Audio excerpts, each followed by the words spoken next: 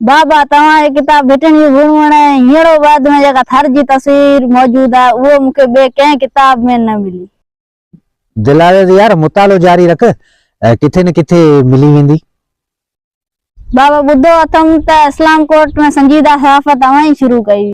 1995-96 जो ज़मानो हो, कॉलेज मां निकतो हुअसि शौक़िया तौर अख़बारनि लाइ फीचर कॉलम ऐं स्टोरियूं वग़ैरह मोकिलींदो हुअसि। उन ज़माने में इस्लाम कोर्ट में फैक्स मशीन हुई कोन, सो इहे शयूं टपाल वसीले मोकिलणियूं पवंदियूं हुयूं।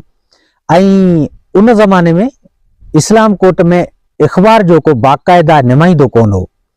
महीने खन में हिकु अधु सिंगल कॉलम ख़बर सो बि मिठीअ जे ज़िलई रिपोर्टरनि खे फ़ोन ते लिखाईंदो हो। उन ज़माने में फ़क़ीर मुनवर सागर ऐं मूं इस्लाम कोर्ट मां थरपचार नाले अख़बार बि शुरू कई ऐं इहो ई इस्लाम कोर्ट में संजीदा सहाफ़त जो ज़मानो चई सघिजे थो।